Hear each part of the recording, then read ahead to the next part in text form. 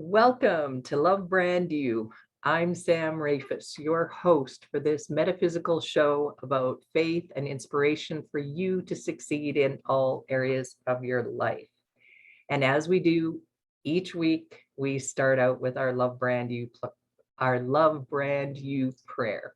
So if you would like to take a deep breath, settle in, close your eyes, whatever you do to get grounded and listen to these words and see how they connect with you. Okay. My God source loves me no matter what. I am always lovable and I forgive myself compassion and everything I've ever done or not done. Love heals me more quickly than self-judgment. I choose love now for me and for everyone in my life. For this, I give thanks. I let it be so. And so it is. Amen. Whew. I needed that today. I don't know about you, but it feels like it's been a full long week already, and I'm so glad to have my guest here today that we can have this conversation we're having. I am super excited to have my friend and my colleague, Regina Huber. So let me tell you a little bit about her, and then we'll get into our conversation. So, Regina Huber, as the CEO and founder of her coaching, speaking, and training business, Transform Your Performance, Regina drives transformational leadership and helps women reach their next career goal. Her eclectic experience on 5 continents started in Germany and includes management positions at Boston Consulting Group, as well as ownership of business in Argentina, Brazil, and the United States. This experience shaped her into a multicultural transformational leadership coach, international speaker, and author of the book, Speak Up, Stand Out, and Shine. Regina is also a host of On Win-Win Women, and her where did I lose it? Okay, sorry you guys. I had her show host name here. Okay, she is a host of What's Your Spark on Win-Win Women. Regina, welcome to the show. Sam, I am delighted to be here with you tonight, or this morning, or this afternoon, depending on where everybody is in the world, of course, right? Oh, I know you're in Florida. I'm in Calgary. And I know it's a little bit later, and I feel like, we were talking before we came on here, and I apologize for messing up your show name, because it was right there. And I honestly was, viewers, what I was thinking as I was reading Regina's bio there, all I was thinking was, I am so glad I have this conversation with you today.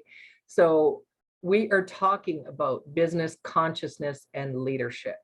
So start us off, tell the viewers about you and how you ended up in Transform Your Performance. Thank you. Yes, of course. And no worries about the show name. It's all over the winwinwomen.com and website anyway. Everybody can look it up. So no worries. I know I'm equally excited to be here, Sam. I was really, really looking forward to this all day. And, you asked me about my path to this point where we are right now. And, how long do I have? It's a really curvy path, right? But yeah, it was quite a journey to where I am now, and an eclectic and interesting journey, to say the least. Well, let's start a little bit at the beginning. So my trajectory started in Germany, as you said before, and it started in a tiny little village where I was probably the shyest kid in the village, right?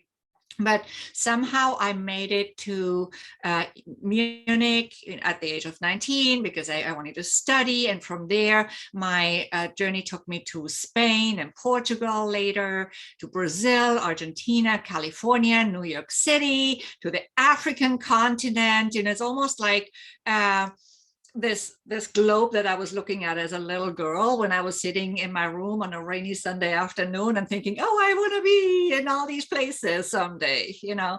So yeah, and right now I'm in Florida, in Miami. So yeah, I'm a passionate nomad with an adventurous lifestyle, as you might have guessed by now.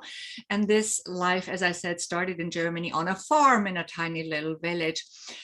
But I always had this adventurous spirit and this insatiable curiosity inside of me. And that's what really had me explore the world. And I moved, as I said, to Munich first, then to Spain with the Boston Consulting Group. I helped open offices for the Boston Consulting Group in Portugal and Brazil later on, and the rest is history. So I was with the Boston Consulting Group for a total of 16 years with a little bit of an interruption in several different locations on 3 continents. And I also owned business in Argentina, Brazil, and now New York City. So one of my biggest passions, and I think this is really, really important and relevant, although it might not seem so at first sight, is dance. And I picked up all the different dances along the way where I was traveling and moving to. And dance has taught me a myriad of business and leadership lessons that also flow into my coaching business, although that might not be, you know, so obvious at first sight. Also, I have studied holistic healing modalities, which basically saved my life along the way. And this holistic healing approach also had me then take a holistic approach in my business and in my coaching. Now, when I moved to New York City in 2012, I looked at my eclectic experience at BCG, at other companies, and as a business owner in Argentina and Brazil, where I'd had to deal with a lot of corruption attempts and all of that. And I was just trying to figure out how to put it all into something meaningful and into the next chapter of my life in a way that it could have an impact, and a positive impact, of course. And you know, later when I looked at my human design profile, I don't know if you're familiar with human design, Sam, but it was really eye-opening because it actually naturally put me on this coaching path. In human design, I'm a manifester. That's one of the profiles. And as such, I'm a natural coach, mentor, or teacher, and also an initiator. So that explains a lot, but I didn't know that back then. When I arrived in New York, not everybody was like sweet, you know, at the time. It was just coming from an extremely painful experience with a fraudulent business partner in Brazil that had completely crushed my self-confidence and my self-esteem. And I was just still in the process of stepping out of a deep hole of depression. Well, I was over that already. I'd already made the step, you know, to move again and to move on. But I was still in a little bit of victimhood. I was still in that process of stepping into this more self-empowering mindset. And that's when my holistic studies came into play, the mindset, you know, the energy studies, and also the friends that I had met along the way and who helped me as well. So, and that's how I slowly but surely came up with my current business, Transform Your Performance, and with my signature coaching framework, which is called Powerful Leadership Transformation. And at first I worked mostly with performing arts, with entrepreneurs, but in recent years, I noticed that who I can best help with all this experience is actually women employees. So I've now mostly worked with women employees who want to reach their next career level. And I've also done trainings and speaking at organizations, mostly financial organizations, because I was spending a lot of time in New York City, of course, and other companies, at events, at conferences. So in a nutshell, and you said that before, I help my coaching clients reach their next career goal, whatever that is, by developing a self-empowering mindset and heart set, by owning their value and their unique brilliance. I call that distinctive uniqueness in my work. And by showing up with a compelling, confident presence, where I focus a lot on energy as well. And all of this leads to more inspired and effective action, and therefore to better results and greater success. And also combine this, of course, with communication skills, negotiation skills, which I take from conversational intelligence, and all the other good stuff, like everything that's really required to lead self and others, and to be in charge of our careers. And one last thing I wanted to add, because it's just so key for me, is that everything I do is in the service of freedom.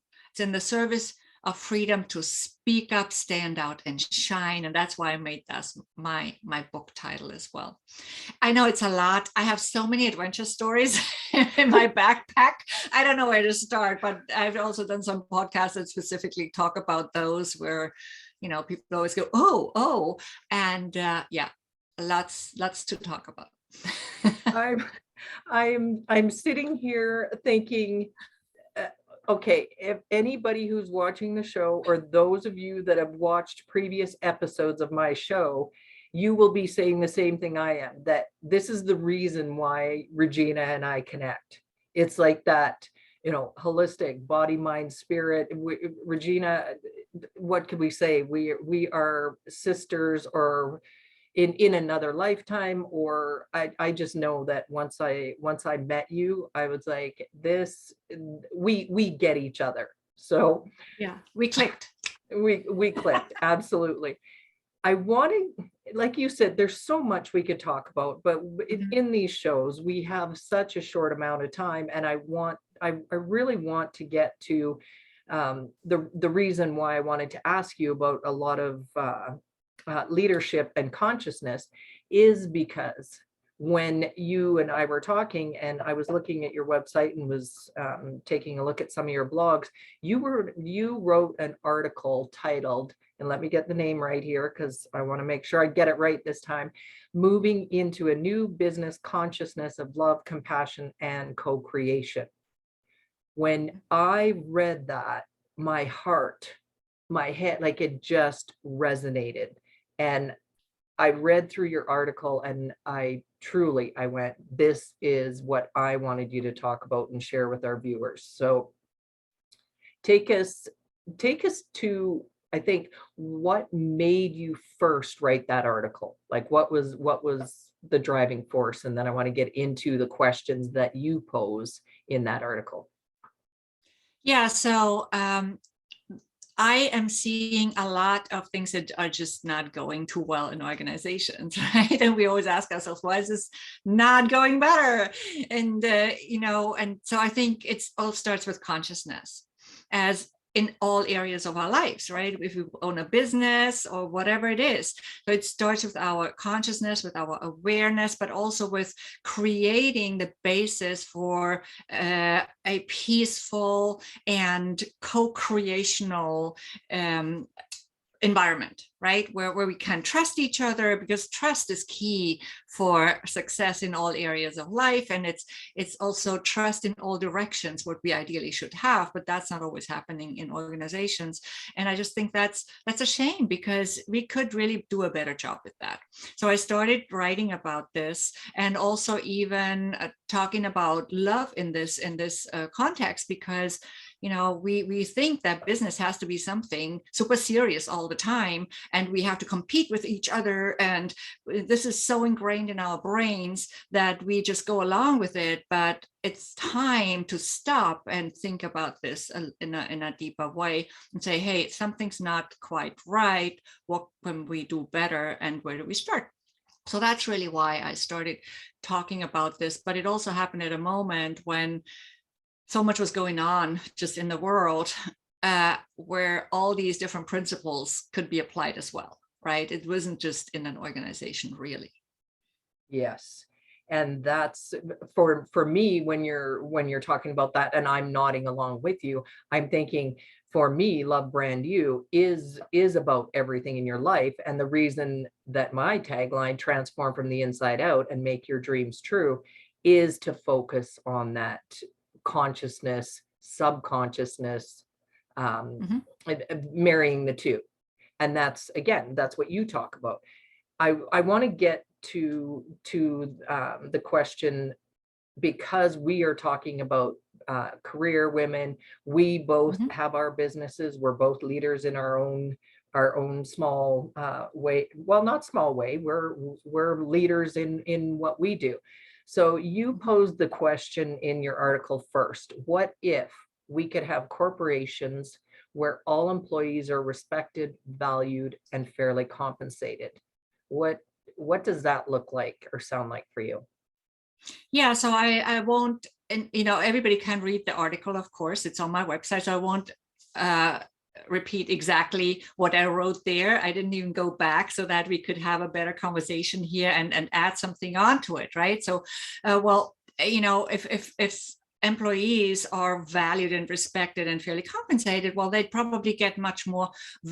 The companies would probably get much more value out of their employees, because when we are valued, respected, and compensated well, then we have a greater incentive to contribute our best self and our best work, of course. Yeah, and to be more loyal in a positive sense, not in that dependent sense. Less time and energy would be wasted on useless competition, and more would be spent on fruitful co-creation. Yes, happy workers are healthier workers, so they are not sick as often as stressed out workers, right? So they're less stressed and they get sick less, and they create better results, because when they enjoy their work and their workplace more, they will be more engaged. And lack of engagement is a huge issue in corporate America and also in other places in the world. So I think that alone is a lot of value.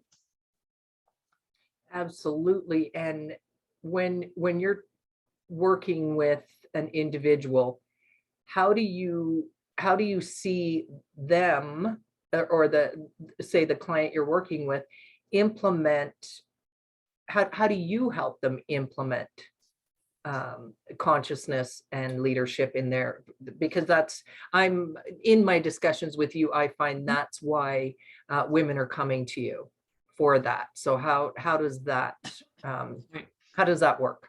Yes, definitely. Also because of that, they're coming because they want to advance in their careers, but they also don't just want to emulate other so-called leaders in their organizations who they don't really respect because they're too authoritative, or because they are just like walking across dead bodies, along their way to success, to the top. And that's not what they want. Yeah, they want to be able to build trust with their teams. They want to be respected by their teams, and in turn, of course, they have to respect their team. So it's a mutual process. It's a mutual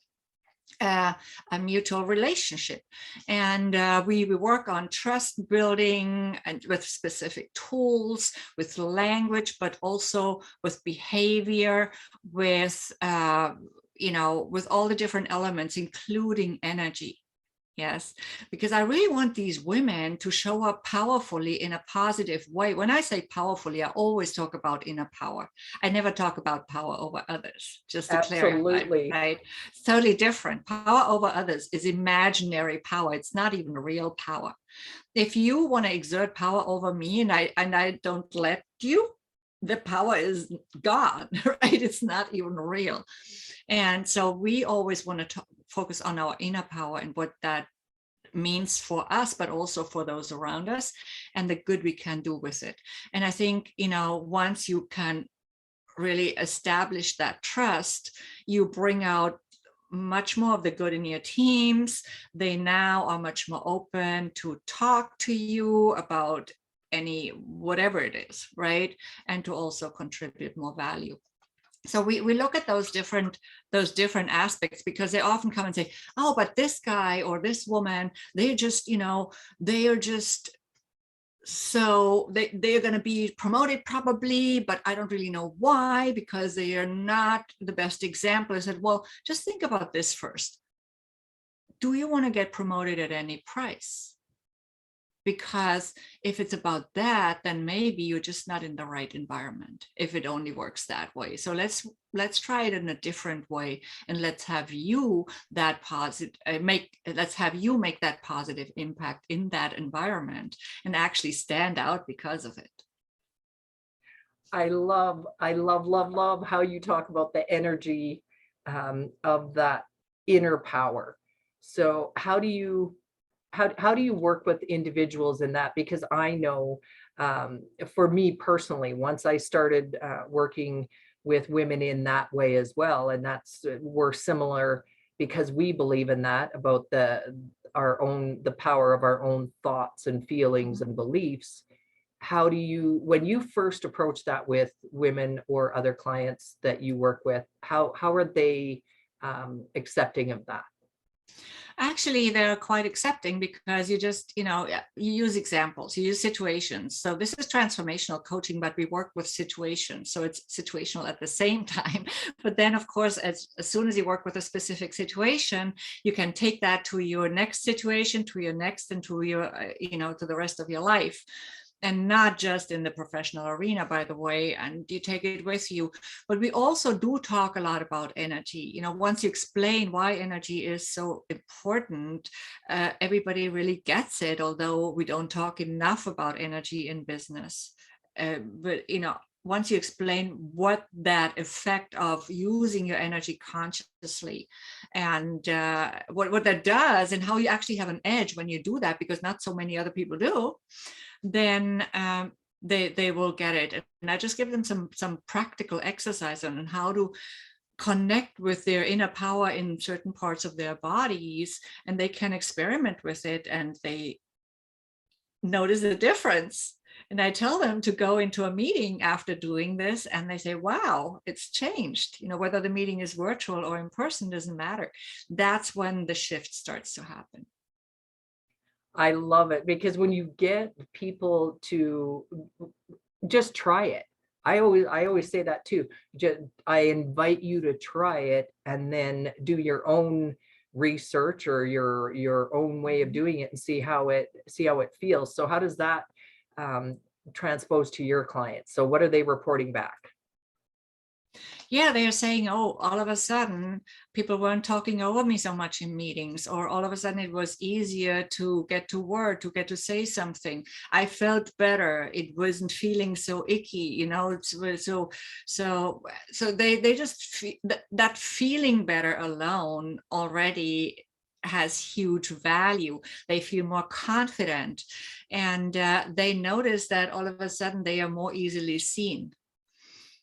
And virtually, that is an even bigger challenge, right? In a virtual room, it's much easier to get talked over, to be ignored, be dismissed, be just not seen, right? And then just people get frustrated. But then once they do those energy exercises, they enhance their perceived presence, but at the same time, they also raise their confidence level. I love it. Okay, I want to get back to a couple of the questions. Mm-hmm. What if, one of my favorite questions on here that you had in your article, what if we made an effort to understand rather than judge or condemn each other? Yes. So that is a super, super big one, right? You and I know that we constantly make assumptions. It's part of our survival mechanism. Our survival depends on assumptions to a certain extent. And the thing is that when we're consciously aware that we make assumptions, that can then help us question our assumptions and start being more open-minded and listening more. And in conversational intelligence, for example, which I also studied, there's a model that is called the ladder of conclusions. In that model, there's a graphic there, right? And it says, okay, at the bottom, there are conversations. I would start even further down. I would put beliefs at the base of that model. So based on our beliefs, we have conversations with others. These conversations create bioreactions. They trigger certain bioreactions, right? Those bioreactions become feelings, and these feelings give us thoughts. And these thoughts again create new beliefs. And then based on all of this, we draw conclusions. And these conclusions are, and in this process, these conclusions come about through our assumptions and through our interpretations of what we think we are hearing. But of course, we all have conversational blind spots. And a lot of those conversational blind spots, they are created through fear, through anger, or any other emotions or feelings that we might be experiencing in that moment. And so we don't even realize that's why they are called blind spots, right? We don't even realize we have them. Yeah, but this entire ladder starts with underlying beliefs, conscious or subconscious. And we all do this. The trick is to be aware of it and to take a step back sometimes, and rather than reacting too quickly or impulsively, to really evaluate in that moment, is this really what is being said? And even if it is being said, could that person have a different view to ours based on their beliefs and assumptions? So it's just being more conscious, really. For sure. And I know that for me to be true, that when I decided to be more conscious of what I was feeling and thinking, then I would, even internally or in my mind, I wouldn't necessarily be saying anything out loud, but I'd be saying in my mind, almost take a deep breath, is this true? There was things that I would question in my mind before I would make that assumption and judgment. And I believe once I started to do that, my relationships, especially in business, because when you're a coach or consultant like we are, it sometimes is easy to make those assumptions. Okay, I'm looking at the time here, Regina. I want you to give me a quick, well, we've got just a few minutes left, and I'm looking, which questions do I want to ask her? So many. Okay, so this show is about spiritual awakening and evolving in our personal faith. So I always like to ask my guests, how do you practice and grow in your faith? Yes.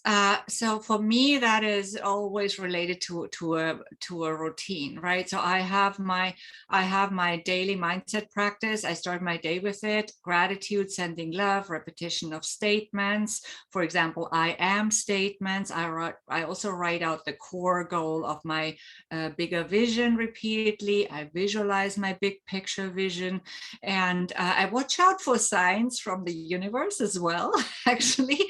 So here's a fun one, right? On a somewhat challenging morning, just a few days ago, I called an Uber because I had to go somewhere. And when I stepped outside, and this was a challenging morning, right? So things not going that great. And sometimes we have those times. So, and I step outside to look for my Uber, and I see this huge white limousine waiting outside for me. And, I was crazy happy in that moment, and not so much because of the limo itself and, the entire limo for myself, which was a really nice treat, but I was really happy because I took it as a sign from the universe that everything was going to be fine and just even better than I had imagined. And it's funny because the week before I called an Uber and I got a Cadillac. Though this was even an upgrade, right? It's just so cool.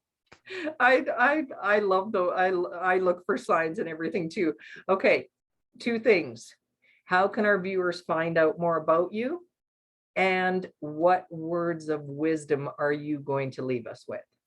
Okay, I gotta make it quick. So I have two websites: transformyourperformance.com and also transformwithregina.com. I have a YouTube channel with my name, Regina Huber. You find me on LinkedIn as well. My show, What's My Spark? Of course, it's on Wednesdays, 2 p.m. Eastern time on win-win-women.com.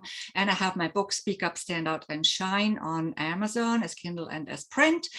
My words of wisdom. Well, I would say never expect to be empowered or saved by somebody else. No one can empower you but yourself, because your power is already inside of you, and it's unlimited, unfreaking limited. Okay. And your unique spark, your distinctive uniqueness, is the way you were equipped to live in your purpose and leave a very unique mark on this earth through your life and through your work. Maybe as a courageous leader. How about that, right? Everybody has their own path. So walk on it intrepidly. That's so perfect. Okay, viewers, you can always find me at lovebrandyu.com. Send me a message there. I always love hearing from you. And as always, I leave us with a closing affirmation. So here we go. The universe is filled with unlimited possibilities and opportunities for me to have a career and a life I love.